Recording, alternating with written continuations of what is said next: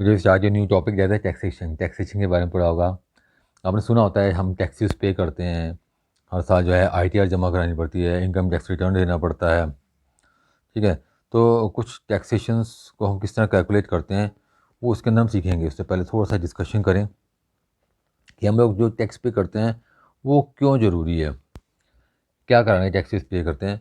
इसमें देखिए, the system of taxes impose by government indicates the approach to the management of the economy of the country. देश की जो अर्थव्यवस्था economy है उसको मैनेज करने के लिए टैक्सेस पे करना बहुत ज़रूरी है। Tax has the following characteristics. It is compulsory contribution although it may be paid willingly. ये कंपलसरी है, हालांकि लोग उसको अपनी मर्जी से पे करते हैं, पर ये कंपलसरी होता है। It is a personal obligation.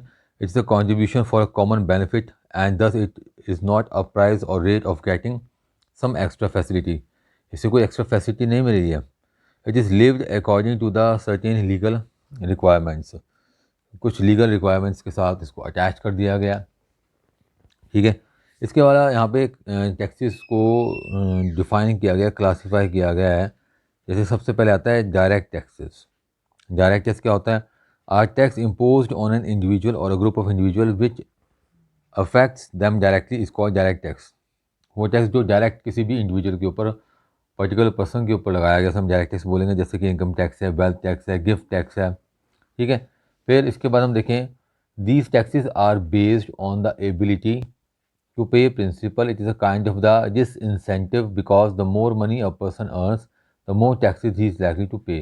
जितना ज़्यादा वो अर्न करेगा उतना ज़्यादा उसका टैक्स बनेगा। In India central board of direct taxes यानी CBDT is the government authority of direct taxes. इसके बाद इनडायरेक्ट टैक्स हैं जो हम लोग पे करते हैं, वो कैसे हैं? Are tax impose on an individual और a group of individuals which affect them indirectly is called indirect tax. These taxes are collected by the producer or retailer from the supply chain and is paid to the government. For example आजकल हम GST के बारे में पढ़ते हैं, तो वो indirect tax है। हम इनडायरेक्टली वो टैक्स पे कर रहे हैं। हम कोई भी सामान खरीदने जा रहे हैं, जो भी हम उस पर पे करते हैं उसका कुछ हिस्सा किस में चला जाता है? टैक्स में चला जाता है, जिसका हमें नहीं पता होता। हम जो सामान ले आए, दुकानदार ने हमें वो सामान बेचा, तो दुकानदार उस जो पैसा हम उसको दिया है, जो उसकी सेल है, सेल में से कुछ पार्ट जाए वो टैक्स के रूप में जाएगा, जैसे जीएसटी में जाता है। तो that's indirect tax. Tax actual में लिया तो हमसे ही जा रहा है ना, एन इंडिविजुअल से, पर्टिकुलर इंडिविजुअल से। In India, goods and service tax (GST) is the most important example of the indirect taxes in India.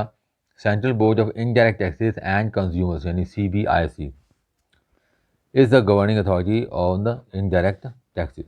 चलो ये तो खैर थोड़ा तो जनरल एक्सप्लेन किया कि क्या मीनिंग है। इसके बाद हम बात करते हैं about the income tax. Income tax में कुछ टर्म्स हैं। टर्म सिर्फ एक तुम्हारे सब अंडरस्टैंडिंग समझाने के लिए, वैसे कुछ क्वेश्चंस में इसका मैं खास यूज़ नहीं करूँगा। सबसे पहले एसएससी। एसएससी किसे बोलते हैं? Assessee is any person who is required to pay income tax और any other sum payable under income tax act. जो व्यक्ति टैक्स पे कर रहा है उसे हम एसएससी बोलेंगे। आपके फादर मदर जॉब करते हैं या बिजनेस है तो वो भी हर साल आईटीआर फिलअप करते हैं, वो टैक्स भरते हैं, तो आपके फादर या मदर क्या कहलाएंगे? एसएससी कहलाएंगे। फाइनेंशियल ईयर, हर एक ईयर का हमें टैक्स जो है वो भरना होता है। तो जो ईयर है, जिस ईयर का टैक्स हम लोग भरते हैं उसे फाइनेंशियल ईयर बोलते हैं। इसकी स्टार्टिंग होती है 1 अप्रैल से लेकर और इसका एंड होता है 31 मार्च तक। ठीक है। तो फाइनेंशियल अगर हम बात करें 2019-20 की बात करें तो अप्रैल 1 से लेकर 31 मार्च तक एंड हो जाता है। तो ये हमारा फाइनेंशियल ईयर है। इस साल थोड़ा सा इसमें वेरिएशन आया बिकॉज ऑफ कोविड-19 की वजह से। वैसे फाइनेंशियल ईयर हमारा अप्रैल 1 से मार्च 31 तक रहता है। Now, assessment year. Next year after the financial year where income is assessed for taxation is the assessment year. एक फाइनेंशियल ईयर है, एक असेसमेंट ईयर है। असेसमेंट ईयर आपका अगला ईयर हो जाएगा। जैसे फॉर एग्जांपल अगर हम बात करें फाइनेंशियल ईयर 2019-20 है तो असेसमेंट ईयर क्या हो जाएगा? 2020-21। नेक्स्ट ईयर को हम असेसमेंट ईयर बोलते हैं। इनकम, इनकम मतलब जो अर्निंग करी। It refers to earning by the development of the assets और by rendering any service. For example मान लो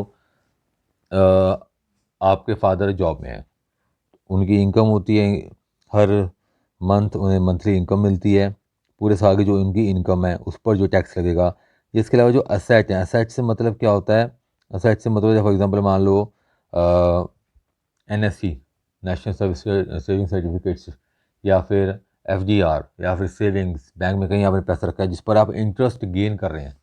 तो जो इंटरेस्ट गेन कर रहे हैं वो भी आपकी इनकम के अंदर काउंट हो जाता है। तो इसको हम इनकम बोलेंगे। टोटल इनकम कौन सी हो जाएगी, मंथली इनकम के साथ साथ और ऐसी इनकम्स जो आप अपने असेट से गेन कर रहे हैं। असेट से मतलब जैसे मैंने आपको सोचा एग्जाम्पल बताया, FDR है आपकी कोई, या सेविंग्स हैं जिससे आपको इंटरेस्ट गेन कर रहे हैं, तो वो भी आपकी इनकम के अंदर आ जाएगा। फिर बात आती है deductions. After calculating the total income from the various head of the income, certain amount is deducted towards expenditure income to that income. अब देखो पूरे साल जहाँ पैसा कमाते हैं वहाँ खर्चे भी तो होते हैं हम लोगों के, तो कुछ एक खर्चों पर हम लोगों को छूट मिलती है, उसे हम क्या बोलते हैं, डिडक्शंस बोलते हैं। So life insurance premium paid, investment in tax saving schemes and mutual funds. तो देखो कुछ लोग क्या करते हैं, जैसे मैंने बताया NSE नेशनल सेविंग सर्टिफिकेट्स हैं, या कुछ लोग म्यूचुअल फंड्स में इन्वेस्ट करते हैं, या फिर इंश्योरेंस प्रीमियम्स LIC वगैरह में पैसे जमा कराते हैं। तो इन सब के ऊपर कुछ ना कुछ छूट मिलती है पूरे साल के अंदर। तो जिन चीज़ों के ऊपर छूट मिल रही है इनकम टैक्स के अंदर, ठीक है, जिससे कि हमारा इनकम टैक्स रिड्यूस होता है कुछ हमारी सेविंग्स के ऊपर, उसे हम क्या बोलते हैं, डिडक्शंस बोलते हैं। These deductions help in saving a certain amount of tax. तो इन डिडक्शंस की वजह से हम कुछ हद तक अपना टैक्स बचा पाते हैं। सबसे पहला आता है स्टैंडर्ड डिडक्शन। इसमें every individual salary tax payer was entitled to a consolidated standard deduction of 50,000। जितने भी सैलरीड यानी जिनको सैलरी मिलती है उनको साल भर का 50,000 का स्टैंडर्ड डिडक्शन मिलता है, यानी पहले 50,000 पर 50,000 पर कोई टैक्स नहीं लगता। इसके बाद आता है हाउस रेंट अलाउंस, जिसे बोलते हैं HRA बोलते हैं। ये भी जॉब्स जो करते हैं उनको मिलता है। Certain portion of house rent allowance receive by the salaried person is free from the income tax subject to the certain conditions. तो उनको HRA के ऊपर भी छूट मिलती है, कुछ पार्ट पर, पूरे पर नहीं। ओके, इसके बाद आता है टैक्सेबल इनकम। डिडक्शंस काटने के बाद जो इनकम बचती है उसके ऊपर टैक्स लगता है, उसमें क्या बोलते हैं, टैक्सेबल इनकम। इसके बाद आपने पैन नंबर सुना होगा। पैन की फुल फॉर्म होती है परमानेंट अकाउंट नंबर। ये एक unique 10 digit alpha numeric number होता है। अल्फ़ा न्यूमेरिक मतलब उसमें अल्फ़ाबेट्स भी होते हैं और साथ साथ न्यूमेरिकल्स भी होते हैं। आपके घर में किसी का पैन नंबर होगा, डेफिनेटली होगा, तो आप उसको निकाल के देखना, उसमें अल्फ़ाबेट्स भी हैं और उसके साथ साथ नंबर भी होते हैं उसके अंदर।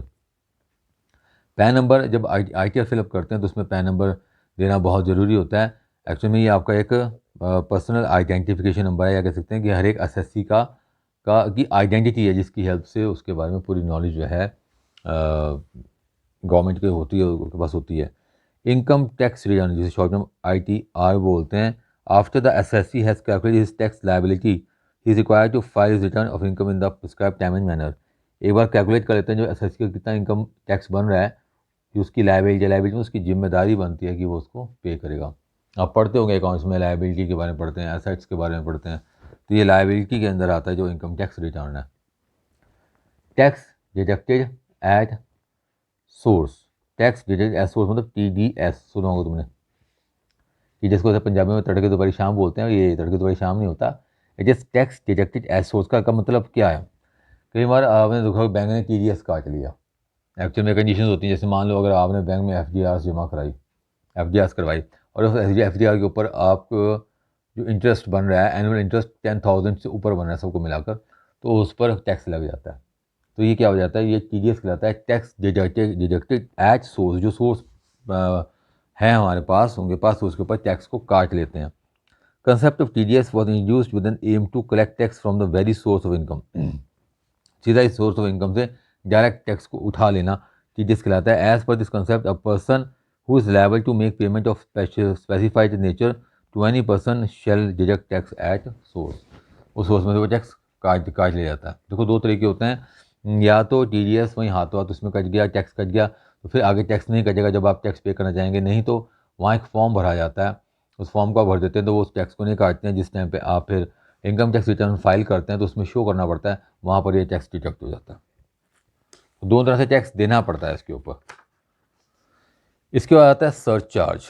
सरचार्ज एक लिमिट्स दी जाती हैं, उन लिमिट्स के ऊपर जब हमारी टैक्सेबल इनकम क्रॉस करती है तो हमें उसके ऊपर चार्ज देना पड़ता है, एडिशनल चार्ज देना पड़ता है, जिसे हम क्या बोलते हैं, सरचार्ज बोलते हैं। ठीक है, ये ज़्यादातर हाई इनकम स्लैब्स के ऊपर, या जिसे हम सुपर रिच बोलते हैं, उस पर ये आता है, या फिर ये कॉरपोरेट इनकम टैक्स के अंदर आता है। इसके बाद आता है सेस। सेस क्या होता है, cess is a form of tax and an additional levy by central government to raise funds for specific purpose. Cess भी इसमें लगता है कुछ परसेंट, ये सेंट्रल गवर्नमेंट ने इसलिए लगाया हुआ है ताकि कुछ स्पेसिफिक पर्पस के लिए वो फंड्स रिलीज कर सके, जैसे कि फॉर एग्जांपल स्वच्छ भारत सेस, कृषि कल्याण सेस, ये लगाए जाते हैं। ये मैं आपको स्लैब पढ़ाऊँगा तो स्लैब में बताऊँगा किस तरह से ये यहाँ पे लगाए जा रहे हैं। यहाँ तक जितने मैंने टर्म्स आपको एक्सप्लेन करी हैं, you have to read all that terms, okay, इसको समझिए, understand it. We continue with the same topic, थोड़ा सा और एक्सप्लेनेशन करेंगे, स्लैब्स पे आएंगे, फिर हम क्वेश्चन स्टार्ट करेंगे। सो कल बाकी करेंगे। Till then thank you.